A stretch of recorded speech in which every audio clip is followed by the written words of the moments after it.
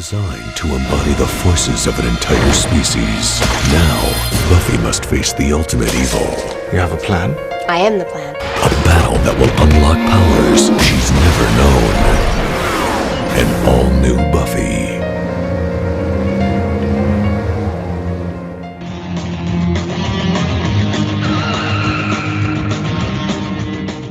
Hello, and welcome to this week's edition of Slade, the Buffyverse Revisited. I'm one of your hosts. I'm Charles Lucky Luciano. I am, I'm blanking. Yeah. I'm blanking. Gotcha. So I will just go with Don Vito Corleone. Okay. All right. Don Vito. We'll use a fake mobster. Okay. Whitey Bulger. Jesus fucking Christ. Well, he's not even an Italian mobster. He was an Irish guy. He was just a gang guy. Yeah, Could have he went was with still a John mobster. Gotti. I could have, but Jeez. fuck.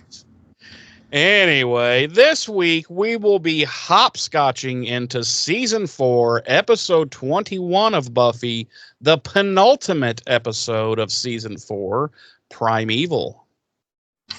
Yeah, I mean, we can debate that if you want.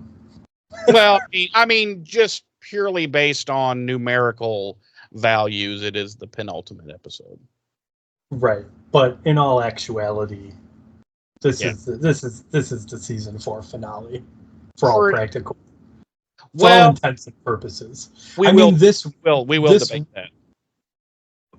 this wraps up. What we can debate it at the end then. Yeah, we'll debate it at the end. We don't need to bog down the opening with Yeah, this. we have other things to bog down the opening with. So what's new? What's up? How are you doing? And how are the nipples?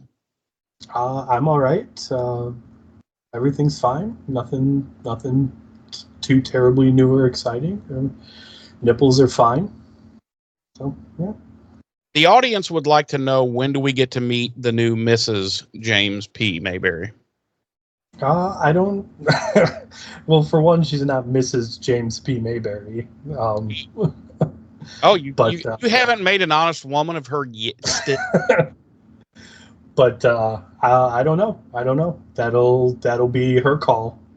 Okay. All right. Is she a listener, by the way? Huh? She is now. Oh, she wasn't before. No. Oh. Did she even know who you were before? I doubt it. I mean, unless she's been lying to me. Is she did she, motherfucker? Let me try that again. Was she a Angel Buffy viewer and or fan prior to meeting you? Yes, she has been a long-time Buffy fan, not Angel. Oh, not Angel. Not Angel. Oh, that's sad. Very sad. It is sad because Angel is phenomenal, but It's phenomenal. it's not for everyone. She does keep saying that she might jump in at the beginning of season 2. Oh, damn! You let me down. I thought you were gonna say jump in and be like a guest, one of our guests on the podcast. Oh, no. You fucking destroyed my hopes and dreams. Sorry. But no, she keeps saying she might jump in to Angel. She's tried to watch Angel season 1 as we've been going over it, but And she just can't get into it. she just doesn't. She You gotta doesn't tell like her. it. You gotta convince her that season 1 is just rough, and you gotta get through it. You know. Oh, I did, and I mean, I've tried, but she sat through Highlander season 1 with me, so I have Dude, to.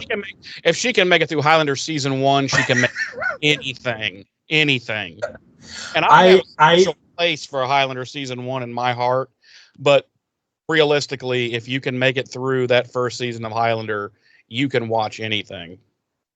That's my feeling. That's my take on it too. But I think she just doesn't like Angel as a character. Oh, okay. What about? But Does she like David? No, she's not a David Boreanaz fan. She doesn't understand all the hype over like Boreanaz and James Marsters and Boreanaz especially was like the bee's knees back in the fucking in the 90s, early aughts, man. Yeah. No, she doesn't see it or says she doesn't. So, but same thing with James Marsters. She says she doesn't understand why everyone, thinks he's, so attractive and everything. But yeah, she keeps saying she might jump into Angel again when season 2 starts, and it's kind of gotten over the season 1 rough patch. So I think we've gotten past the well, we have. I mean, we've only got 2 episodes left. Yeah, there's only one. Yeah. I think we've gotten past the rough patch of season 1 in Angel at this point, but I agree. Tell her from me that it is perfectly fine to be wrong. She's well aware of the "it's okay to be wrong" mantra. Yeah, that's perfectly fine. So anyway, well, I've already asked you how you are. And since she is a listener, she'll hear you anyway, so it doesn't matter. True enough. Hello, not Mrs. James P. Mayberry. We'll have to come up with a moniker for her to so I can refer to her without saying, "Hey, you're not wife." So we'll come up with something. I'll run it by her. Ask her if she'd like to make her own name up, or like her own nickname. I'll run it by her and see what she says. Because we've got nicknames for everybody. So, right. Like I'm douche, you're bag. Right. So, how about you? How are you? Oh, you know me. I'm nothing's ever new or exciting in my world because I'm a massive loser. All right. Well. Yeah. Oh, I should bring up. I mean, I could have brought this up at the end of the show, but why not bring it up now? New merch has been added to the store. My wonderful nephew Nicholas, who created our new logo, I finally was able to get with him, which wasn't anything on his end. I'm just a lazy idiot. I finally got with him, and he was able to provide me with a much larger version of the logo. So I was able to now I can put it on anything. So I was able to get the beefy tees put back up with the new logo, just some other stuff. I think we now have everything that we had before up with. So now you can choose between either logo now. I also added a 32 ounce.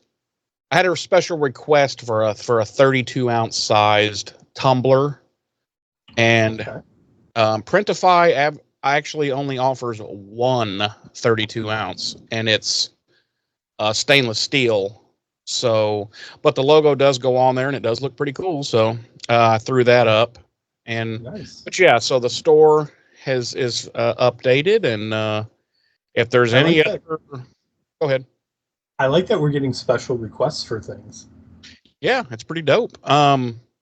So speaking of special requests, if there's anything anyone else would like to see up there, what have you? I was thinking the same thing. What? Butt plug? What? No, and if Printify offers it in the catalog, I will be more than happy to slap that up there. So just let us know. Email James, because I live in a fortress of solitude and no one can reach me, except James. So I can lift the key made out of the center of a dying dwarf's star. Right. I taught him how to access the fortress of solitude. It's a butt plug. The reason I have access to the Fortress of Solitude is because I'm Batman. Right. I taught him how to use the green, not the green crystal, but the green butt plug. That goes into the receptacle, and then the door opens up, and it looks just like an anus. It looks just like a gaping anus. And then James just comes right in. But yeah, so just let us know if there's any other types of merchandise that you would want. Again, this isn't anything we make any money off of. It's just, I figure, if people want to represent the show and they've got something specific in mind. I thought about hats.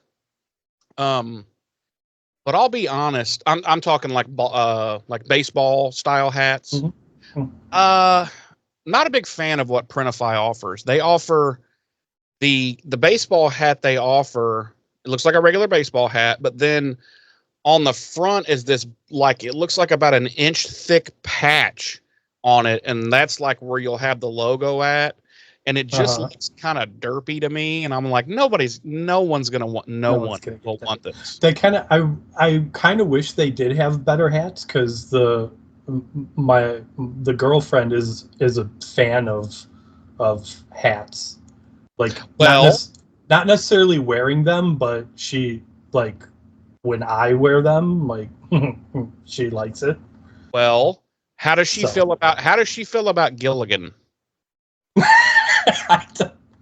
No, hear me out. They do have a dope, like, the Gilligan style hat. I guess they call it a fishing hat, I guess is what you'd call it. They do have a dope one of those, and I thought I'd wear that, and I thought maybe I'll throw the logo on one of those, and No, it's she's got a thing for ball caps for some reason. So she just likes, and I only have one. I literally only have one ball cap because I don't wear hats. Like, I don't. Yeah, I used to wear them a lot, and I haven't worn hats in many, many, many years.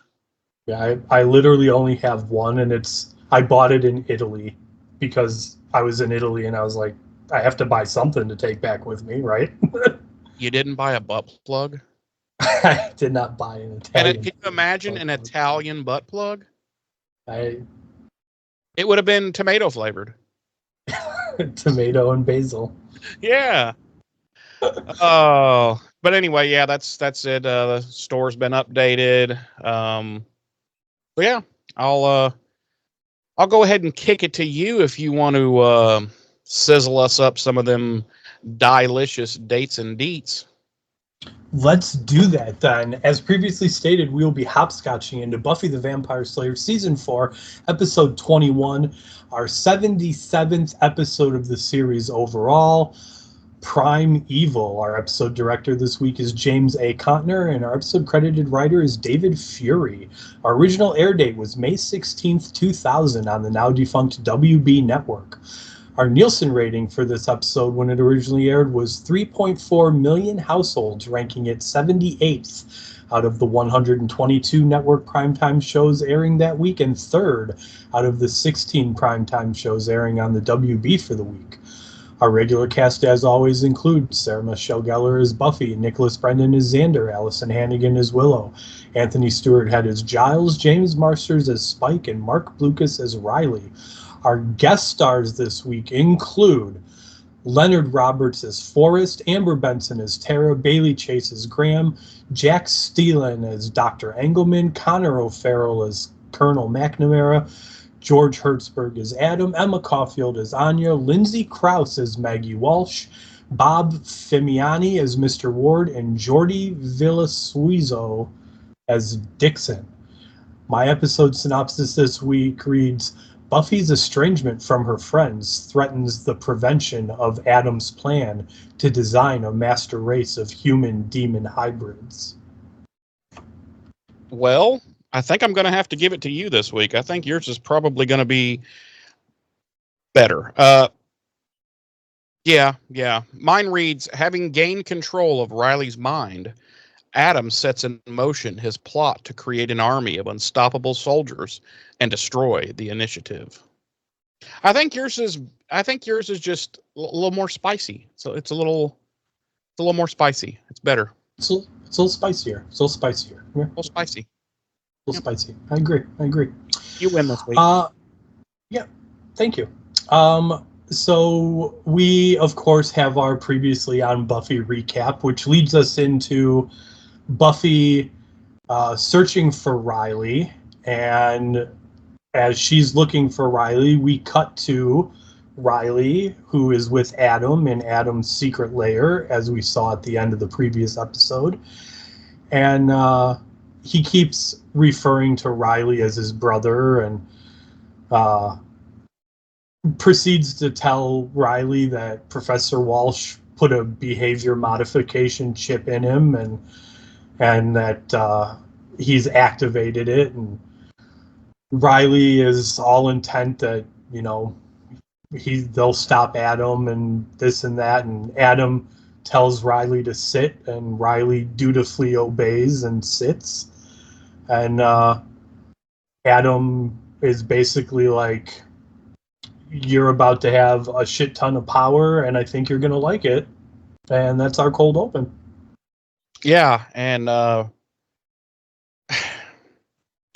really, like this behavior modification chip, how does he have no memory of having brain surgery, for fuck's sake? You know what I mean? Well, it wasn't, it's in his chest, remember? Right, but realistically, that's stupid. A behavior modification chip that's implanted in your titty. You know what I mean? Come on. The whole thing is like dumb. I know. Just go. I know. we'll get into it at the end. Or as we, because listen, this is just the first of a bunch of shit that happens in this episode that comes completely out of fucking left field. Yeah. Like none of this behavior modification chip could have been brought up 19 episodes ago. Even if the characters didn't know about it, at least give it to us so that it's something that we're every week we're maybe on the edge of our seats a little bit, is this, are they gonna activate the chip? Are they gonna, or even one of the several times this season when Riley has been uncharacteristically not Riley. As an audience, we could have been like, oh my God, this is it. They did it. I bet it's the chip that they fucking put in him. And then it turns out it's not the fucking chip. But as we come to find out, this supposed behavior modification chip doesn't actually modify his behavior or his brain or his thought. It just physically controls his body. Right. So they should have called it I don't know, the Simon Says chip, you know? Because he's still totally himself, and it just forces him to do things, to act out things he doesn't, physically do things he doesn't want to do. And I think we know why Professor Walsh put that chip in, don't we? I mean, oh yikes! Yikes! I'm just having Zeist. I'm just having horrified flashbacks to her watching Riley and Buffy do the horizontal mambo. See? So it's not like what I'm saying. I mean, I'm saying it to be funny and gross, but it's not like it's unprecedented. Right. It's kind of based in possible fact. Right.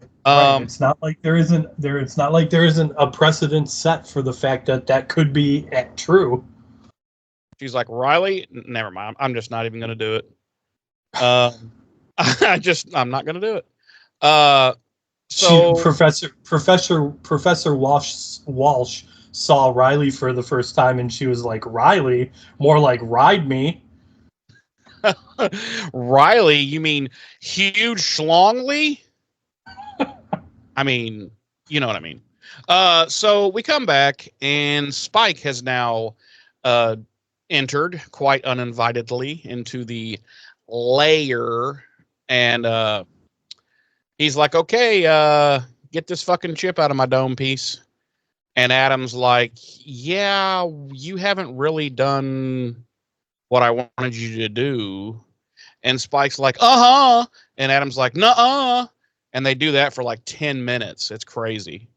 And then finally Adam's like, okay, then here's what you got to do first.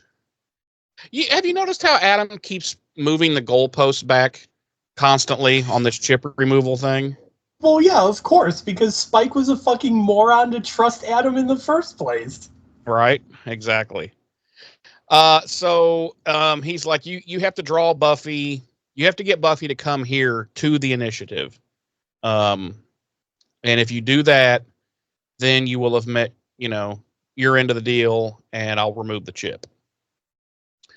And so the plan is to have Buffy kill as many of the demons. Like, he's going to, open all the cells once she's in the initiative, get her to kill as many of the demons as possible, and then he will kill her. We'll discuss it as we go along, but this whole plan is so convoluted and fucking stupid that... So he essentially, what we find out, and we'll get to it as we go, but ultimately Adam's end goal here, we finally fucking find out, is he wants a massive war between demons and humans, and that he wants Buffy to unalive all these demons so that the demons will want to fight the humans, and he wants to kill Buffy so that the humans will want to kill the demons but not really have a leader. But I think he's forgetting a basic fact that demons want to kill humans anyway. It doesn't fucking matter. And his end goal is to create as many deaths on each side as possible, so that he can then take parts from the humans and parts from the demons and make more like him, but of course subservient and everything to him. And this is going to be his new army to fight against who or what, I don't know, because if all the humans and all the demons are dead, and he's made this army of people like him, what is the actual end goal? I don't just thermonuclear fucking fallout. I don't. It's as dumb as the character of Adam is dumb. We'll just leave that there. So, Spike's all like, well, I've already got Buffy separated from her friends. And so, yeah, now it's just a case of waiting until Willow decodes those discs and passes on the information to her. And just then he realizes the flaw in his fucking plan, which you and I discussed a couple of episodes ago of how stupid this plan was, because now that he's got them all pissed off at each other, when Willow does at some point decode these discs, they're not speaking. So at this point, Adam just gives him a look like, you fucking fuck, like you're dumber than I am, and I'm Adam. So that's saying something. And we talked about this in the last episode because it infuriated me so much. I'm going to talk about it again.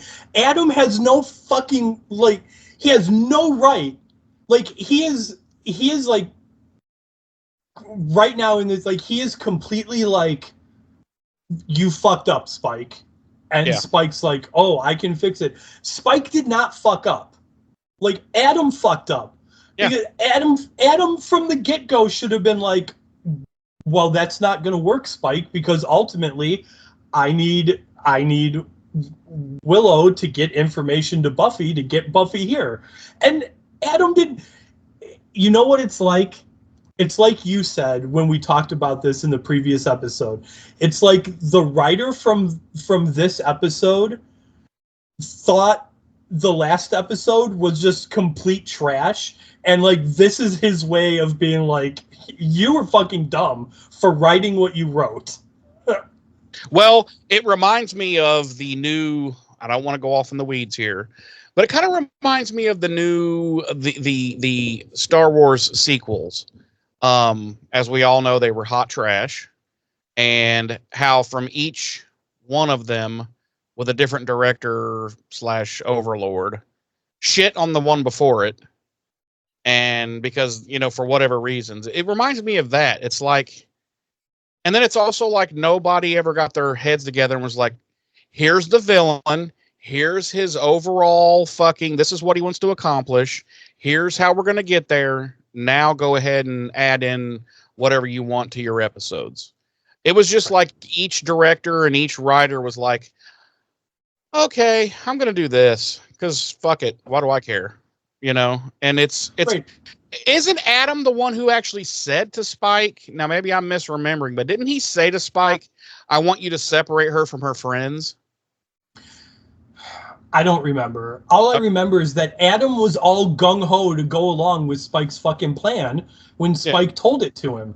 And at the very least, he should have been like, you're going to need a different plan because what you're proposing isn't going to work in the long run for what I need to happen. Well, none of this is even necessary because he knows that Buffy is searching for him and is trying like hell to, all he would have to do is send her poke his head out the fucking send her an email and say, yo, Buff, I'm going to be down in the initiative. Come get some. And she's going to come. Like, right, you know? Like hop onto your titty PC, Adam, and fucking send her an instant message. Yeah. Like, send her an ICQ at this point in time. Right. And I mean, literally, that's all he would, because he knows how bad she is searching for him and trying to find him. He knows her well enough to know if he said, hey, I'm going to be in the initiative, come get some, she's going to come. Like, literally just ICQ her and be like, DHH/30/SI. Do you want to explain to our younger viewers? That would be Adam's ASL. Age, sex, location check. But so it would actually be 30 DHH/SI. So it'd be 30 for age, demon human hybrid for sex, and Sunnydale Initiative for location. Yeah. I mean, so once again, everything that Adam is involved in is convoluted and ridiculous and unnecessary. Right, and the fact that he's upset at Spike for this plan going awry. Look in the world, like, you dumb fuck. Right. And it's like, dude, no, Spike laid out his plan for you, and you could have easily been like, that's not gonna work, brah. That's not gonna work for what I need to happen. I need her to be here, which I could accomplish just by letting her know. But I need you to do this in a very roundabout, backdoory type way, and to make my plan truly evil. I like what you said earlier, and I think it's the first time we've ever really touched on it. Like, we've talked about how this whole season is a mishmash and it's convoluted and whatnot, but the way you put it a few minutes ago, it very much makes sense. It does not feel like the writers got together prior to the beginning of the season and cracked a cohesive fucking overall story. And I blame that on Josh. Like literally every other season before and after this feels like. It does not feel like that. I think Josh was so wrapped up with the first season of Angel that he delegated too much shit for this season. Whereas normally he would have been in there and said, okay, everybody, here's the fucking villain for the season, the big bad. Here's their end goal, and here's how we're going to get there. Now do whatever you want. Right. Here's the story beats we need to hit, and when we need to hit them, you guys do the rest. Right. Instead, he was just like, here's our villain, gotta go. And so they were just like, let's put a floppy drive in his titty. Let's put a floppy drive in this demon titty. I think it was Beavis and Butthead that were writing this scene. Right. Let's put a floppy drive in his titty, buddy. Let's put a modem in his brain. Yeah, a 56K modem. Oh, Craig. Where did I leave off? Okay, so yeah, they've Adam has pretty much shit on him.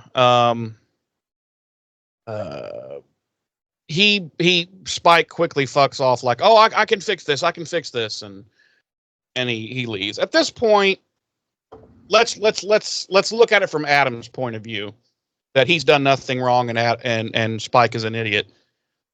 Why not just kill Spike and be like, you know what, you've done enough. You've done enough. So come here, let me just take the chip out. And when he comes over there, just fucking, stake him or something. Right. Twist his head off. Yeah, but no, he lets him go off and fix it. So then we cut to Willow and Tara, who have stopped by Giles' house to pick up her laptop, which I was like, okay, when has Willow ever left her computer anywhere? But she did. She's like, yo, I need this because me and Tara are going to watch some scissor porn. And she has to pick the discs up too. She left these top secret stolen initiative discs just chilling at Giles' house on the coffee table. So she needs those two. And they kind of share an awkward moment because Giles is hungover as fuck after the big fight they all had the night before. And then we cut to Buffy, who is now sitting alone in her dorm room, looking at an old picture of her and Willow and Xander from back in high school. I think it was like season 2. It's like a season 2 picture. Something like that, yeah. And she has a little quiet moment of reflection. And then she... Who do you think took that picture? Joss Whedon. Joss Whedon from the Buffyverse, who lives... I literally had a moment of like, I just like wandered off into the weeds myself while I was watching. I was like, because this isn't the first time we've seen this picture. No. I was like, I wonder who took that picture. Like, imagine just being the random classmate that they were like, hey, random person that we don't really know, No. would you you like to take this picture of the 3 best friends anyone's ever had? They made and then fuck right off. What was her name? The rat. What was the rat? What's the rat? They made Amy take it. They're like, hey, Amy, take this picture of us. You can't be in it. Okay. You can't. Only us 3, the core group of friends, can be in it. You can't be in it though. Right. But go ahead. They made poor Oz take it. Well, I think this was before Oz was part of the... Oh, probably, yeah. I think you're right. Yeah, they just made poor Amy take it. They're like, here, take this picture. You can't be in the picture though. Right. She's like, oh, so when I take one, then like, Willow, would you take one of us 3? And she's like, no, you're not our friend. They're like, no, you're not. We're not taking pictures with you at all. Yeah. Listen, Amy, you at best are an acquaintance. Therefore, not a picture type acquaintance, okay? Right. We're not going to have pictures of you. Yeah, don't make it creepy, Amy. Don't make it weird. But when you turn into a rat, Willow's going to keep you in a cage in her door. Yeah. Yeah. And you will have to listen and watch all the weird, insane shit that goes on in her and Buffy's life for the next year. Yeah. Yeah, that's going to happen. So then she assembles her weapons out of her battle chest. And you're like, okay, what is she? Because at this point in the episode, you're like, what is she doing? Like, is she going to go out on patrol? Is she suddenly got a brain fart and knows where Adam might be? Like, what's going to happen here? But we don't know because we cut away to Xander's basement where he and Anya are literally fist fighting. And Anya is beating his ass because it's Xander and he's a bitch. No. Anya just has arrived at Xander's basement, and Xander is still laying in bed, and he's all butt hurt and depressed about the argument from the night before. And oh, I love Anya. Anya's basically just like, aren't you over that yet? Like, quit being a little bitch. Oh my God, am I dating another female? And Xander, he's just being it almost seems a little melodramatic. You know what I mean? Like, Normally, Xander would just be like, we had a spat. It's no big deal. We'll get past. But he's being overly about it. This is the way they want us to react to this fight amongst the core group is like, this is a fight that should have happened like 4 episodes ago. And we've seen worse fights with them. Right. Like, this is the way they want us to react to this is that this is a fight that should have happened 4 episodes ago, and the core group has been apart for 4 episodes. Because instead, it's been like 25 minutes. Right. Literally. Like, canonically, it's been like 8 hours at most. Yeah, because the fight took place the night before. So It's not even been long enough that any of them even had to have breakfast yet without speaking. Right. So it's like, okay, But anyway, she tries to tell Xander it doesn't matter what they think, and because she believes him to be a good person, and he finally declares, or she finally declares her love for him. And what does he say in return to that? Nothing. Absolutely nothing. Because he's a massive douchebag. And he's massive douchebag. Right. So. Right. He could have at least tossed out an I know. Yeah, he could have done. There's a million things he could have said. But instead he just sat there like the sack of human feces that he is. Right. So Buffy has now returned to the cave where she fought Adam. That was last episode, right? Yes. Where she fought him in last episode where he killed Forrest. And she finally finds Adam's lair.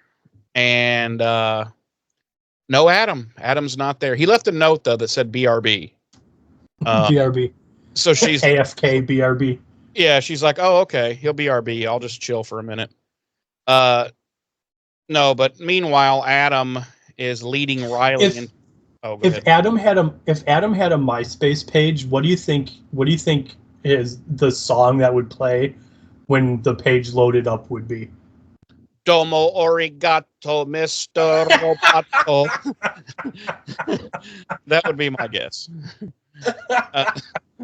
What do you think it would be? No, I like your answer. I like your answer. Okay. I got a secret. And his secret is the floppy drive in his titty. Is his titty floppy drive? Yes. But it's actually not a secret because he never wears a shirt ever. He never wears a shirt.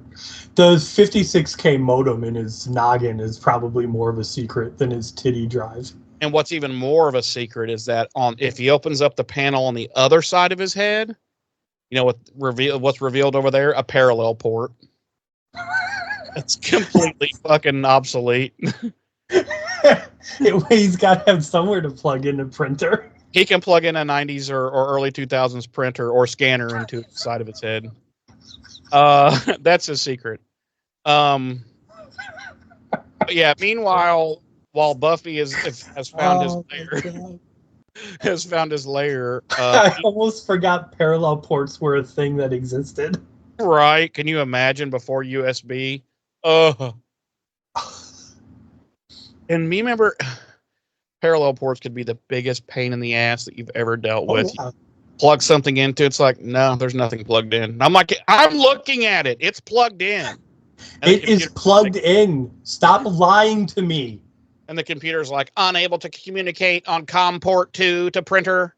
And you're like, motherfucker. And then you pull it out and you put it back in and you screw the little things in again. And it's like, see, now it's plugged in. And you're like, oh, you son of a bitch. And things. So I think it's funny that things back then were built so much better that, like, I literally have devices that I've had to buy like parallel port to USB converters for, because they still function perfectly. Sure. It's just there's no ports for them on modern computers. Right. Oh yeah. Oh well, hell, that you don't even buy a modern computer with a CD drive anymore. Right. You know? I don't think modern computers, for the most part, even have like VGA ports anymore. No, not for the. I'm trying to think of modern. I don't think any of the 40 series GPUs have. I think they might have DVI on them, but for the most part, I think they only have DisplayPort and HDMI now. So, Yeah. I mean, Yeah. welcome to the world of everything changes in 6 months. Anyway, sorry. So while Buffy is looking in his lair, he's actually gone with Riley, and they are now entering the initiative. And Riley's like, "What the fuck is this?" And Adam's like, "Well, we're in the initiative. This is just a top secret area." And Riley's like, "I was like number 2 in command here. How do I not know about this massive, like basketball court sized fucking secret area?" And Adam's like, "Well, you're a bitch." It's literally a whole nother secret area that is the size of the initiative. Oh, the rest of the area. Yeah. And Riley's like, "How did I not know this was here?" And Adam's like, "Well, you're a bitch." And Riley's like, "Well, fair enough. Fair enough." And it's also hidden behind a bookcase. Right. With a button that says, "Do not press this button." Big red button that says, "Don't press." Right. So yeah, they're now there. They are in the initiative, and who does he see in there? But he sees a reanimated Professor Walsh and Dr. Engelman that are operating on a body. And he's all like, "Professor Walsh," and she's like, "Cannot compute, am robot mutant demon thing now." And he's like, "Okay." But they look stupid. Like her hair's all stood straight up like the Bride of Frankenstein or something. I don't know. I wasn't impressed with the makeup effects. Let's just put it that way. They've got tubes with fluid running through them. Like, yeah, it's just goofy. So Adam assures Riley that his fate is much greater than Walsh's and Engelman's, because Riley's like, "Are you going to do that to me?" And Adam's like, "Yeah." And he's like, "I'm going to put a tube from your forehead to your pee hole, and it's just going to circulate constantly. You're going to have pee juice circulating into your brain." So, at which point, Forrest sits up from a gurney, and Forrest now kind of sort of looks like Adam. He's part demon, part Forrest. He's been Adamified. He's been or atomized. What? Atomized. Oh, that's so much better. God damn it. What? So yeah, he's all like, "Look at me now. I'm strong, and I'm dope, and I'm completely loyal to Adam." And Riley's like, "Oh, okay, that's cool." And he says he's looking forward. He's like, "I'm looking forward to using these new powers on your girlfriend." And Riley's like, "Too late, I already did."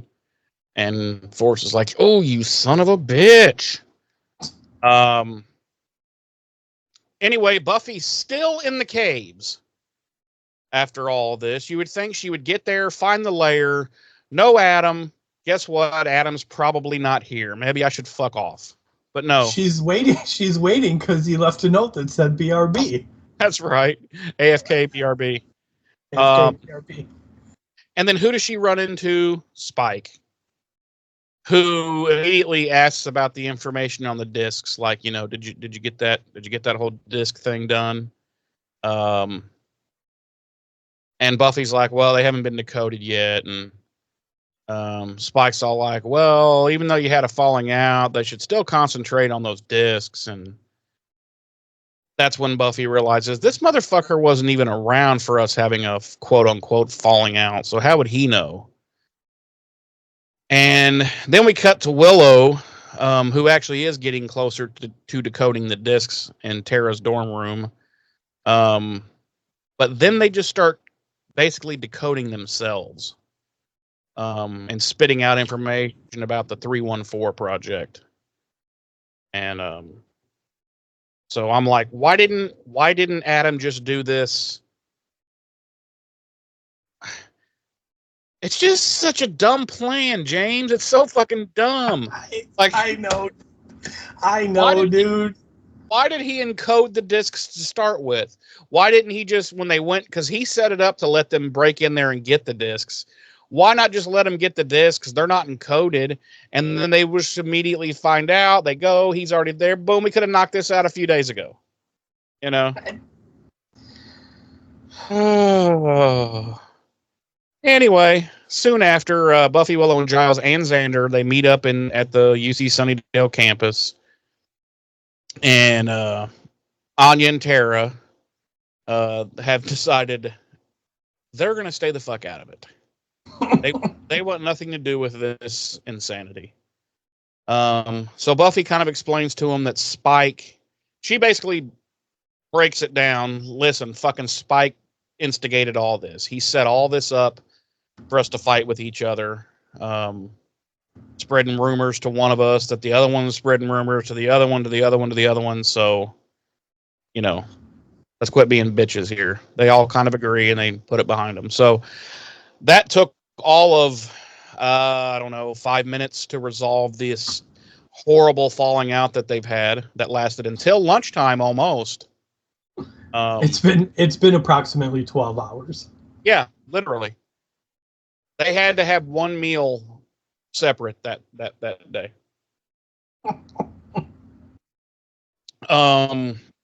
So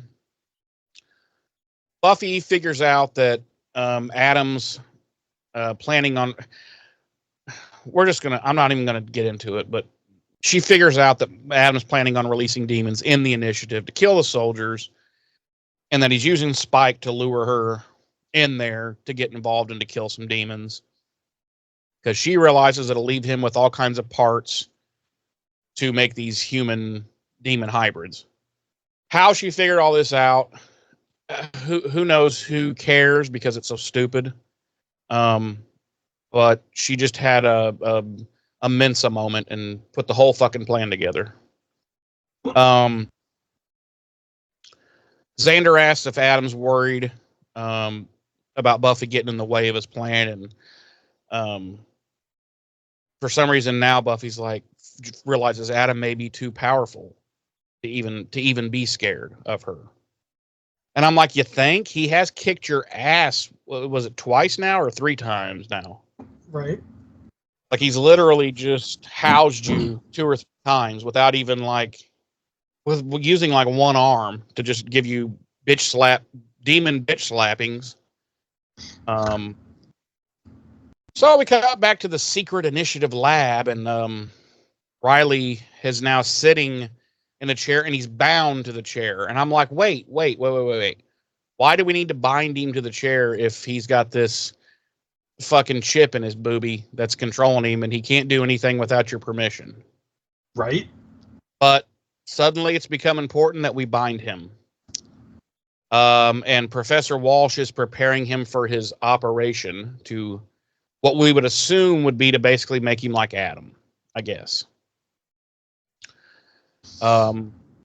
So Riley tries to talk to her, and Forrest tells him that she's just a walking corpse. But that Forrest, feels more alive than ever. And pretty soon Riley will be on his level too. They're going to be a couple of peas in a pod. And I'm like, Forrest, in your new half human, half demon life, can you finally come out of the closet now to admit you're in love with Riley? Right. Just fess up. Just fess up, dude. Jeez. Now's your chance, man. Now's your chance. Ooh. He could be like, listen, my pronouns are now and I'm in love with you.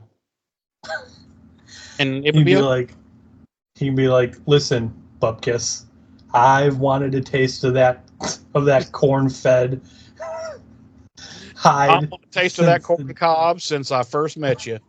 since the day we met.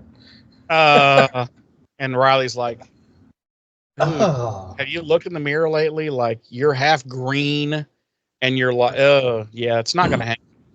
He's like, you maybe should have told me before this happened, because absolutely not now.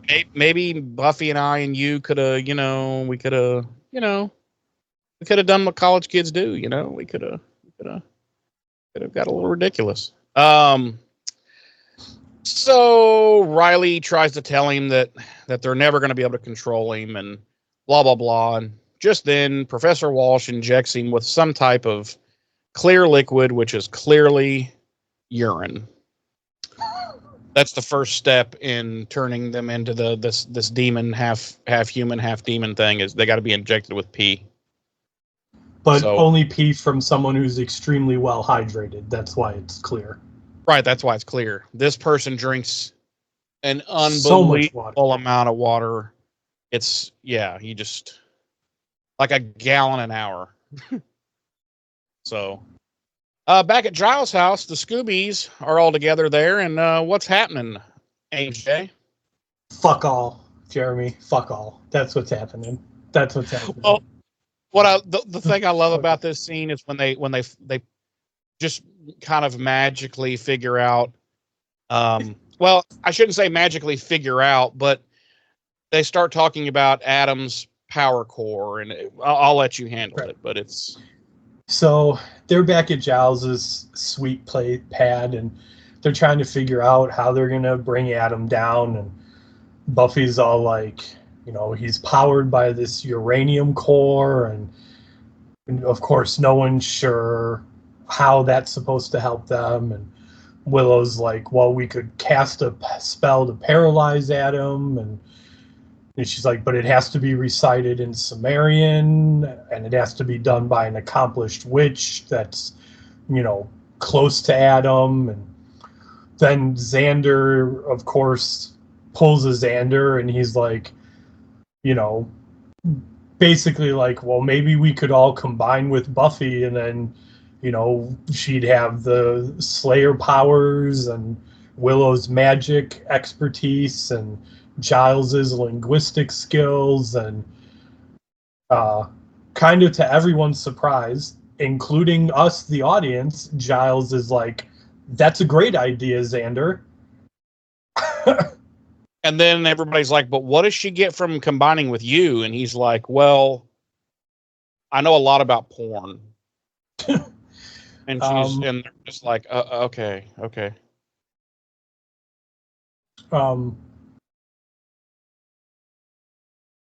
So then we cut to Lowell House, and they're walking through Lowell House, and Giles is explaining to the three of them that the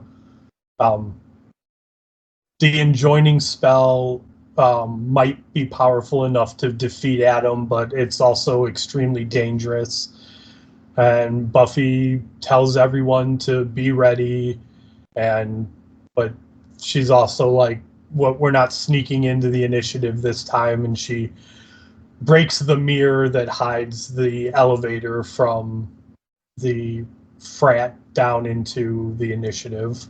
Yeah, and it's like, wow, great security, guys. Right. That's all you had to do, just kick the mirror, and pow, you're in the initiative. You're in the initiative. So then we see Buffy and Willow rappelling down the elevator shaft, and they have a fucking heart-to-heart. And while rappelling down what would seem to be a massive elevator shaft. Right. They have a heart-to-heart about how, even though Spike stirred up, caused this fight, he still stirred up feelings that must have already been there, and they end up apologizing to each other, and they agree to not keep secrets and to talk about everything, and yada yada. That'll last until next season. Until the next time they need the group to argue. Right. So then they finish their descent to the bottom of the elevator, and they start to hug it out, and then Xander shows up down there, and they grab Xander and hug him, and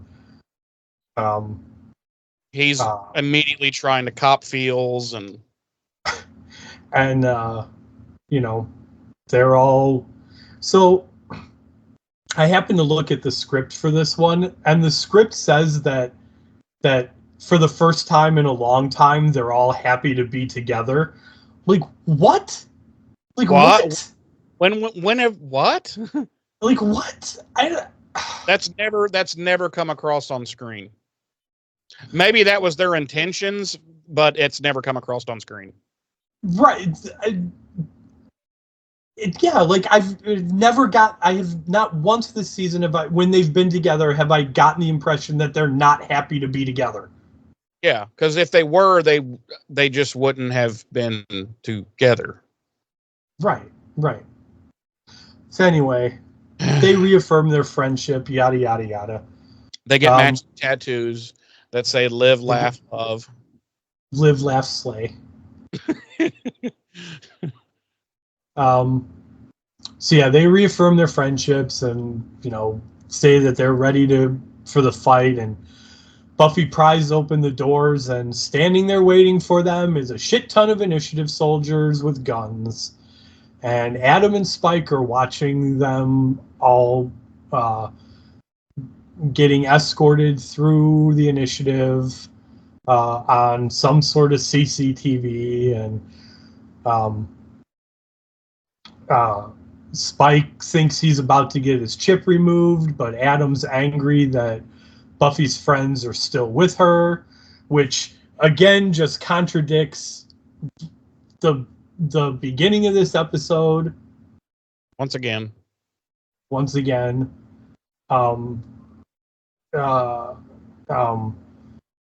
And Spike realizes that he's totally fucked this up, and he tries to run, but he gets caught by Forrest, and Spike, is like, I tried my best, but and Adam's like, you did, and he basically tells Spike he's going to honor their agreement to remove the chip, and then he tells Forrest to rip Spike's head off. Spike ends up getting away from Forrest by putting out his cigarette in Forrest's eye. And then... by the way, just really quickly. Yes? Why, at this point, this is what, the year 2000 when this episode came out? Yes. Why would you name any character in any of show that you have, why would you name it Forrest? Since now that we have Forrest Gump, and it just, I don't know. It's so stupid. So then we cut to the initiative control room, and Buffy's telling McNamara that Adam's planning an attack from within, and there's a secret lab that was built for the 314 project, and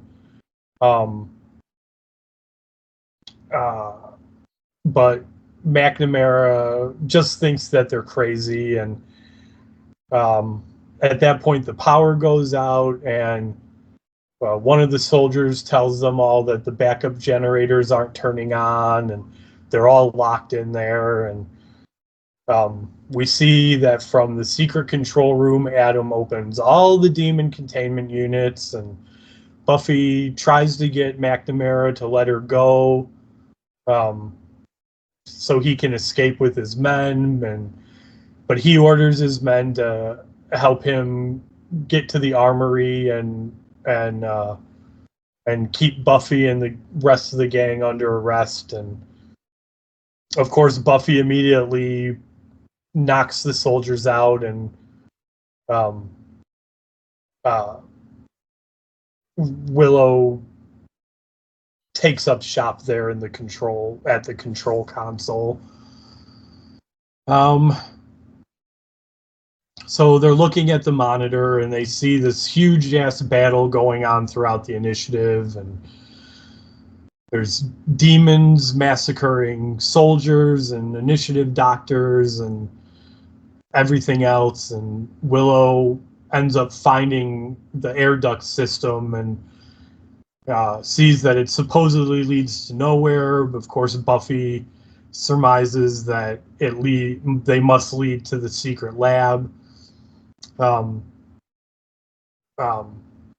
And they say that in order to perform the enjoining spell, they'll all need to be somewhere quiet and very close to Adam. So their next objective is to make it through the war zone outside without getting themselves killed. There's like 11 people fighting. So they're. I'm gonna let you pick it up from here, but I'm gonna say so. Buffy and Xander and Giles and Willow, they leave this control room and they're running through the initiative to try to get to the secret room, and there's all the demons and the initiative people are fighting and killing each other. There's all these fucking explosions going off. Like, what? I'm like, what is blowing up? What the fuck is blowing up? Yeah, you're led to believe the soldiers are just willy-nilly tossing grenades and shit. And then my lady is like the oxygen tanks. Like, there's oxygen tanks all over the place. That's what's blowing up. And I was like, I still don't care. Like, this is ridiculous. But oxygen tanks don't just start blowing up because people are fighting. Like, well, I would imagine that we're supposed to believe that they're like being hit with gunfire and shit. Oh, okay. Well, I can. Which I mean, she's right. Like, it makes sense. Like, that's why there's explosions, but it's still too fucking over the top for me. I don't.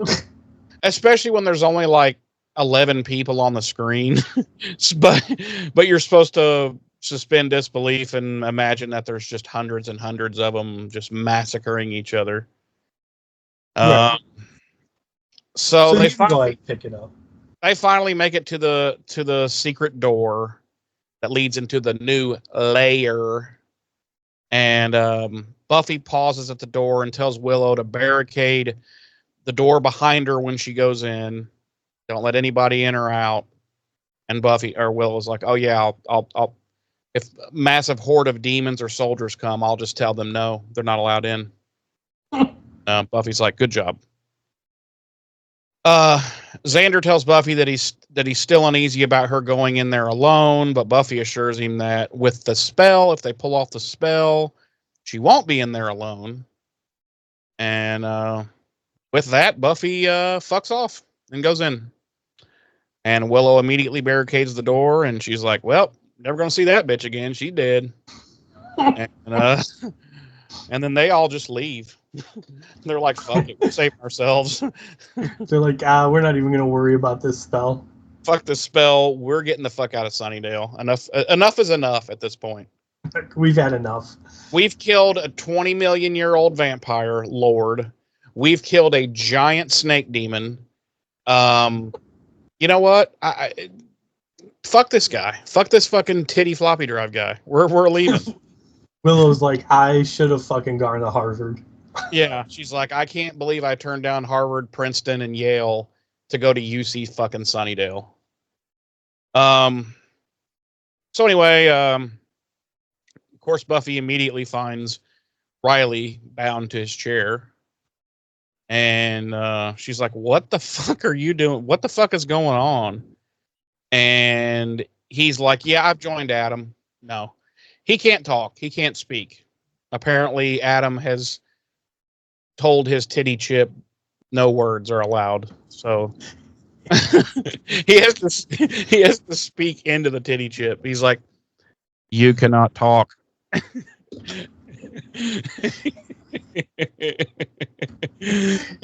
he's standing like 3 feet back, and he's like trying to get Mike Riley do something, and it's not working. So he just keeps taking steps closer and closer and closer, and then finally he's like right up there, and he's like, you need to sit down, and you can't move, and you can't talk. Like, his lips are right against Riley's titty. Yeah, it's like Alexa if you try to talk to her from too far away and she can't hear you, and you're like, Alexa, Alexa, Alexa, and then she's like, yeah, yeah.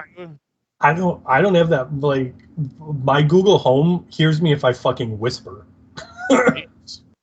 Alexa is a deaf bitch sometimes, let me tell you.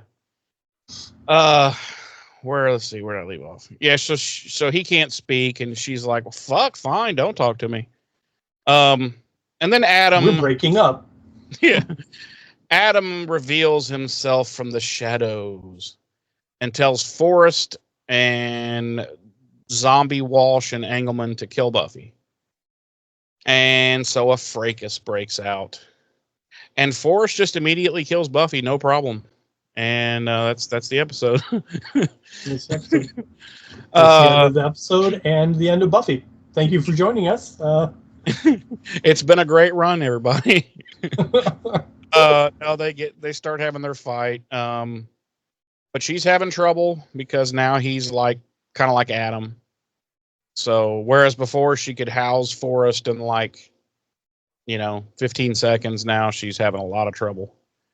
During the fight, this beaker smashes near Riley, leaving shards of glass laying around. Foreshadowing. And eventually Buffy gets grabbed from behind by Forrest, and Walsh is slowly lumbering towards her with a fucking medical saw, and it's like a bad Bond fucking like I'm gonna get you with this buzzsaw as soon as I lumber my zombie ass over there. We cut to the other room, and the Scoobs are performing their enjoining spell. And just as Buffy breaks free from Forrest and fucking like drop kicks Walsh right in the fucking teeth and sends her fucking flying. And I'm like, yes, finally. Buffy, it would have been better if she had still been alive, though, to die from it. Or not even die, but be like hideously malformed from it. Have like a smushed in face permanently. The fight continues with Buffy and Forrest, and now for some reason, okay, I'm gonna try to explain this without going off too much, but Riley is able to overcome his chippiness, his titty chip, and he gets one of those shards of glass and then just plunges it into his titty. Like, you know what? I just don't care. I don't care. How does he even know exactly where the fucking chip is? That's what I was going to say, and then I was like, you know what? I don't even care. Like, he just plunges this shard of glass into his chest. Like, it could have been his other. It could have been the other side. It could have been the other tip. He doesn't. It literally could have. He doesn't. He doesn't know. Adam could have been lying. It could be in his butthole for all he knows. It could be right. It could be in his urethra. He might have to. He might have to just hack off his entire penis. Yes.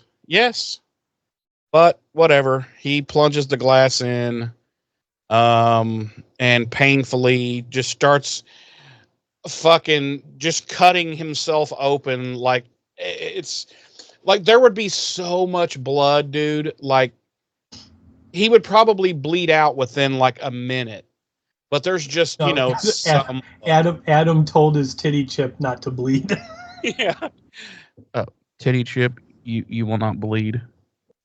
So he's working on getting the titty chip out, and he finally rips it out of his chest, and it whatever, we'll just go with it. Then he gets up and tears the tubes all out of his arms, or tears everything off him, gets over to Professor Walsh and Engelman and tears all their tubes out, which apparently they're only able to be zombies because of these tubes that are running in them and feeding them zombie juice. And so once he pulls those tubes out, they just fall to the floor and they re-die, I guess. Then Riley takes over in the fight with it. Now, remember, he impaled himself with a shard of glass and cut a gaping wound in himself large enough to stuff half his hand into to rip a microchip out of his titty. But time to fight. So he starts, motherfucker. yeah. So he starts fighting with Forrest, and Buffy fucks off to go find Adam, who is sitting at his evil layer console with a bunch of monitors, and he's doing evil reconnaissance. So then they start having fisticuffs, and at some point, believe it or not, Buffy actually manages to break off his fucking Polgara demon skewer arm thingy. Not the arm, but she breaks off the actual skewer. Right. And then he goes, "You fucking bitch." And then the point in the episode where I lost all interest in anything that happens after this happens. Please tell us, Jeremy. After she breaks the Polgara demon thing off, what happens? Do I have to? Yes. He becomes a transformer. And his arm just, I'm going to say magically, transforms into basically a minigun, like from Predator. And it's a Gatling gun. Which also happens, also apparently has unlimited ammunition. And he just begins Gatling gunning at her, which should have immediately killed her. But she's able to dive behind some consoles and, of course, avoid death by Gatling gun. I just want to leave that alone and just move along. Willow, Xander, and Giles complete the spell just as she's hiding behind the console while he's fragging it with rounds. And woof, all these powers rush into Buffy, and her eyes like start glowing, like, and she's all like, "I am now Super Buffy. Your ass I shall kick." And Adam blows up the console, but she rises from the rubble, and she's now speaking in Sumerian. And he's like, "I'm sorry, what? I only speak Latin." And he seems intrigued, but he sends a long burst of machine gun fire at Buffy. And what does she do? She does the Matrix on it.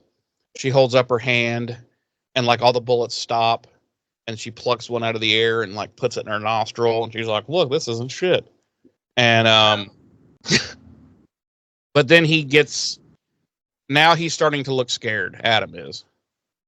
And then we cut to Riley and Forrest, who are continuing their little they're actually having sex at this point. Riley's like, "Fuck it, I'm gonna fuck you, Forrest, right now, before I kill you." And but he lies. He didn't. He just killed him. Forrest grabbed a hydrogen tank and had it over his head, and it just happened to be a broken power line just above. And swings forward, the hydrogen ignites, Forrest gets blowed the fuck up, Riley jumps behind a thing. He's fine. No one cares. Back to the control room. Buffy is now using her combined powers of Captain Planet to basically kick Adam's ass. And he's now scared, clearly scared. And she's able to like telepathically just shut his bullshit off, like his butt plug arm that's turned into a Gatling gun butt plug, whatever the hell it is. She's able to just shut it off. And she just gives him a beat down and shoves him up against the wall and tells him that he can never grasp the source of her power, but she can grasp his. And so she plunges her hand into his chest, pulls out his uranium power supply. Although he's able to do a cartoon delay death, where he's able to look at both her and the uranium power supply and be like, "What?" And then he falls over and dies.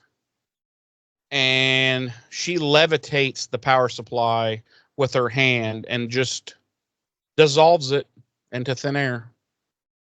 And then she's like, "May the force be with you." And with all the work done, the spell wears off, and Buffy, Willow, Xander, and Giles all collapse from fatigue. And Xander's laying there all fatigued, and he's just like rubbing his nipples. He's like, "Oh, that was good. That was so good for me."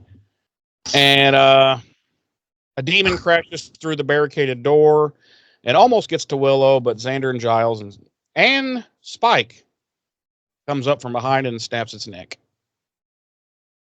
And they're pretty unhappy that he tried to help Adam, but they decide to spare him because they're tired and the fact that he just saved them. So they're like, "Fine, fuckface." And then Buffy and Riley get there, and they're all like, "Dude, did you see? I just stuck my hand in." He's like, "Oh my god!" And they're like, "Yeah, okay." So they head into the battleground outside and saving people and doing savey stuff. And we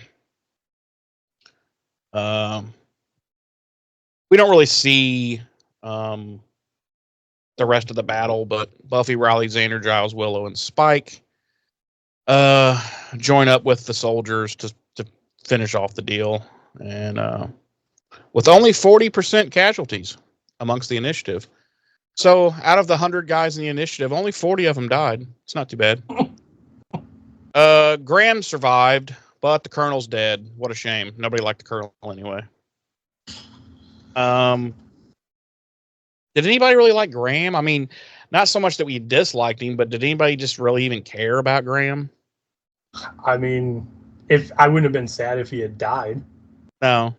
If they hadn't even mentioned him, I wouldn't even remembered that there was a Graham, honestly. I mean, if we had gotten to the end of this episode and Graham had died and Forrest had lived, I would be like, that was a poor choice.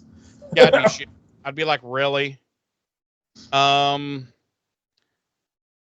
later we cut to an internal debriefing, and the government has decided to shut down the initiative for good and remove any paper trail of its existence, which means they are going to fire nukes on Sunnydale to kill everyone and destroy everything, which is probably what the real military would do. They praise Professor Walsh's vision of harnessing demons as a powerful military weapon, but conclude that demonkind cannot be harnessed and controlled in such a manner, therefore deeming Professor Walsh a moron. And that is our episode. We made it, James. We made it. Jeremy, would you like to play America's favorite game, Guess Our Body Count? 10,000. 8. With an asterisk. I don't see how there's any way of knowing. Hold on, it's 8, and then with an asterisk plus 40% of the initiative, whatever number that is. Plus, how they never said how many demons. So, yeah. So, asterisk 8. What else? Music this week. Just Christoph Beck with our original score. Jeremy, would you like to tell me, on a scale of 1 to 5, how many failed military programs do you give this episode? Well, I'm going to give the episode the same rating that I give Adam overall, which is a 1. It's just horrible. I should have gave it a 2. I should have gave it an extra point just because we're finally done with Adam. But no, it's a 1. The episode was ridiculous and stupid, and we could have stopped and really railed on a lot of stupid ass shit, but in the interest of just getting this fucking episode over with, I just moved right along. Yeah. No, it's a dumpster fire, which there were great episodes this season, but none of them had to do with the Initiative or Adam. Anything that deeply dealt with the Initiative or Adam was. You ever had hot poop before? Like eating it or taking a hot shit. I'm not sure what you mean. No, like taking a hot shit where your butthole fucking burns for an hour afterwards. Oh yeah, I think I mentioned a few weeks ago on the podcast. I bought a hot sauce called Vampire Slayer, Yes. and I ate too much of it, and I made myself sick on it. And part of that illness involved my asshole being on literal fire, not literal fire, of course. Figurative fire. My asshole being on figurative fire every time I shit for like 2 days after that. Not to mention, I did throw up twice after that. And So have you ever had a hot vomit? Yes, I have. Yeah. Now ask me if that stopped me from eating that hot sauce. Did it stop you from eating that hot sauce? No, it did not. Okay. But yeah, that's how this episode made me feel, was like I had just had a hot poop. It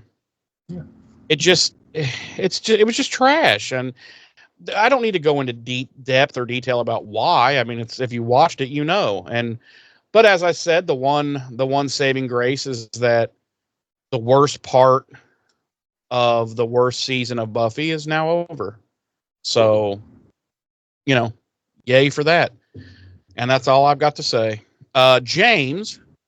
Yes, sir. Tell myself and our fine listening audience, on a scale of 1 to 5 stupid villains, how do you rank this? And give us your closing thoughts.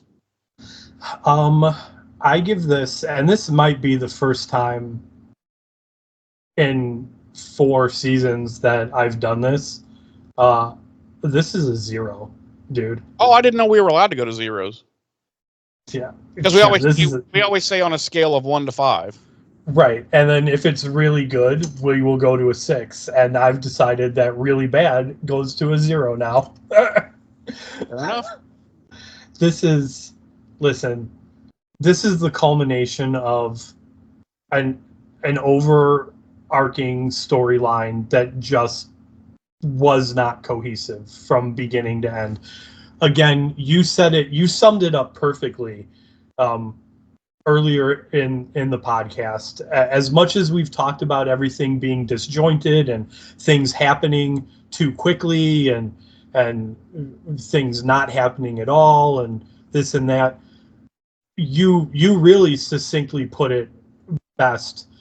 It feels that there was no writer's room breaking this season, the season-long story arc prior to the beginning of the season. Like it was evident in the first 3 seasons and the seasons after season 4. It just doesn't feel like it happened. It just does not feel like it happened.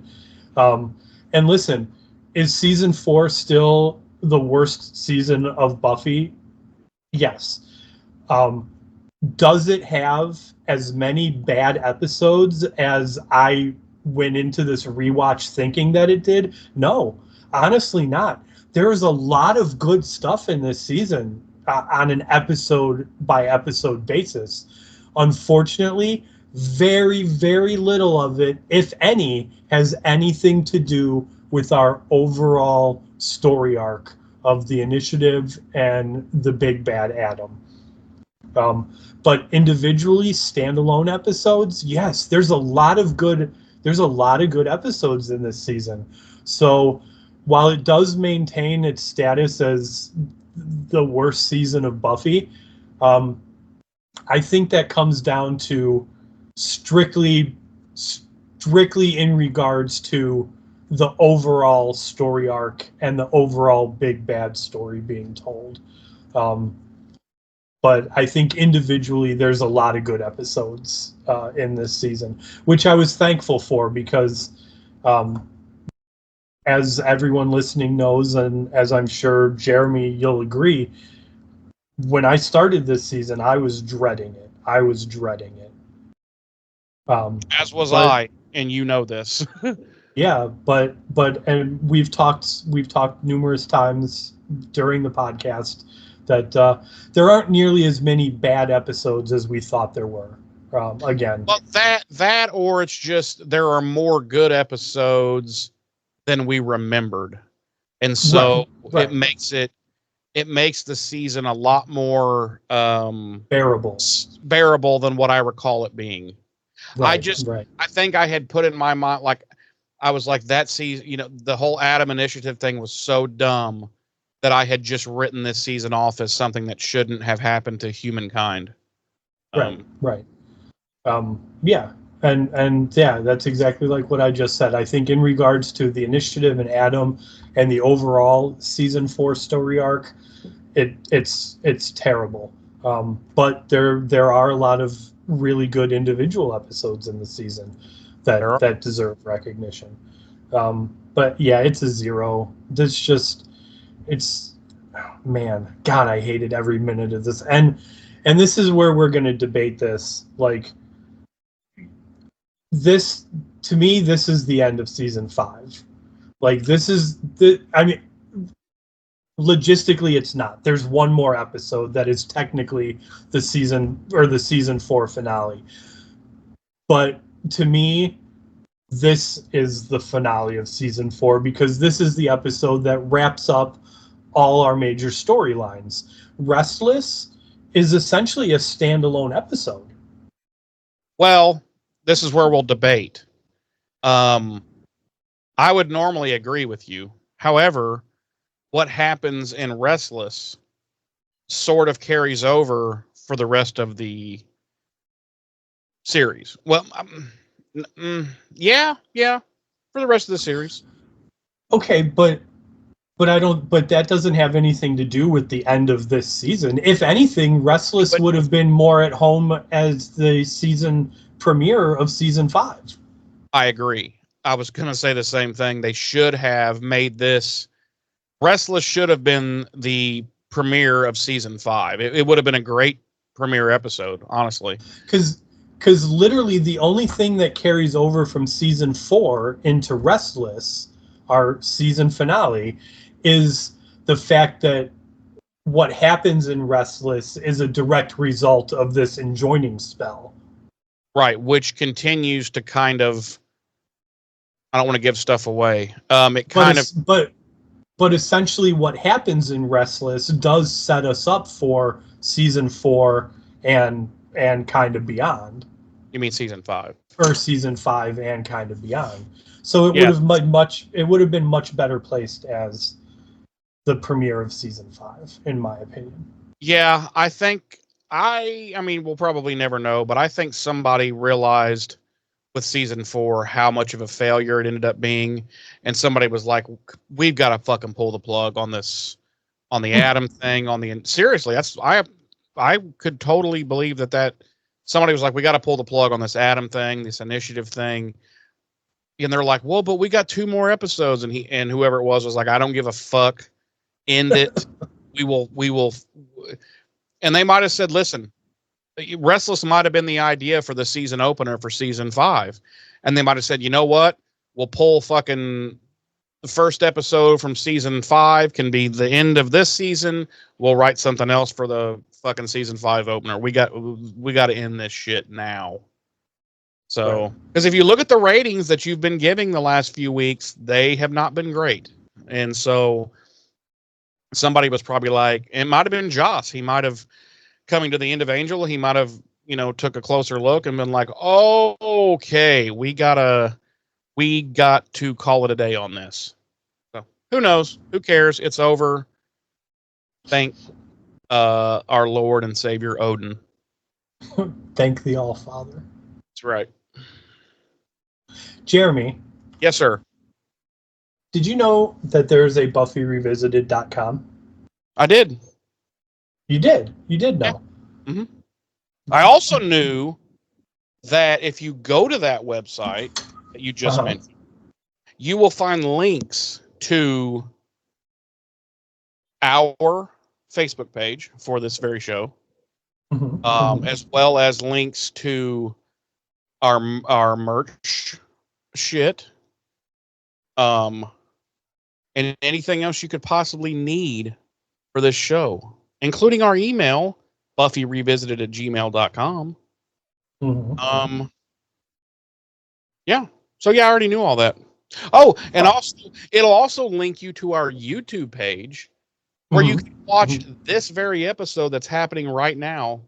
Right now. But will it still be right now? It is still right now. Even if it's then? Even right now, it's right now. What the fuck? So if people go to BuffyRevisited.com and they go to our Facebook or they go to our YouTube, will they be able to leave us comments about Buffy and Angel and whatever they may want to leave us comments about? I mean, obviously, it's the internet. Okay. And if they click on the email link, they'll be able to email us? No, if they click on the email link, it'll just pop up and say "fuck off." Yeah, they'll be able to email us. Wow. Huh. Okay then. Yeah. Cool. All right. Yeah, everybody knows by this Dope. point. All right. See you later. Everybody knows at this point how to get with us, which is pretty fucking easy. I would like to see a little bit more interaction, guys. I kind of feel alone. I'm going to be honest. I kind of feel like we're screaming into the chasm of a giant asshole and we're having no echo. I don't know. Don't ask for an explanation. I wasn't going to. I don't want an explanation of that. I want to hear from some people. So, guys. Jeremy? Yeah? Did you stop taking your meds again? Maybe. Jeremy. Maybe. Anyway, so yeah, get with us. Let us know what's up. I have on our final Buffy episode, which will not be next week, but the week after, I have a very special announcement to make. We will be running a contest. Oh. Which you are unaware of because I haven't told you. Yeah. Wow. Thanks for letting me know. And there will be a cool prize. We're not giving away any of my shit, are we? Actually, yes. You motherfucker. No. Win James's Buffy and Angel.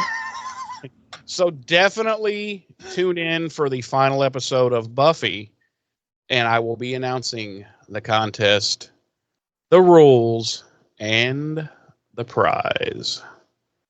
So, with that being said, you got anything in closing you would like to throw out there, James? How come the final episode of Buffy? Why not the final episode of Angel? Because that's the way I've decided to do it. Oh, okay.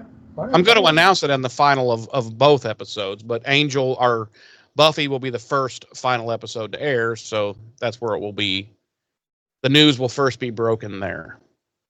Gotcha. Buffy's always on top. Sure. All right. Well, thanks for joining us this week, everyone. We look forward to seeing you next week for the penultimate episode of season 1 of Angel, Blind Date. Yes. All right. So that's a really good episode. Spoiler alert. It is.